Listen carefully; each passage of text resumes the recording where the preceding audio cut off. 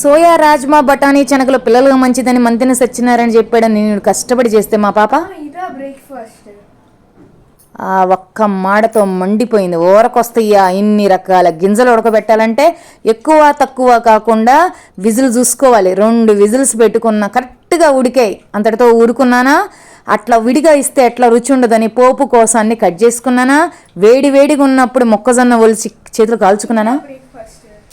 అలా కాల్చుకుంటే ఆ పిల్ల మాట అంది. నెక్స్ట్ పోపు పెట్టానా, వేసానా. మరి ఎక్కువ వేయించితే కరకర అయిపోతాయని సరిపోని వేయించి పింక్ సాల్ట్ వేసానా, హెల్త్కి మంచిదని. తెల్ల సాల్ట్ కూడా కాకుండా మళ్ళీ చిట్టపట తినిద్దులే అని చాటు మసాలా వేసానా. అందరితో ఆగకుండా ఏసీ వేయినట్టు కారం పొడి వేసానా. అందంగా ప్లేట్లో పెట్టి నిమ్మకాయ కోసి నిమ్మకాయ పిండుకుంటే మజా వచ్చిద్దని సీడ్స్ తీసేసి నిమ్మకాయతో ఇచ్చానా.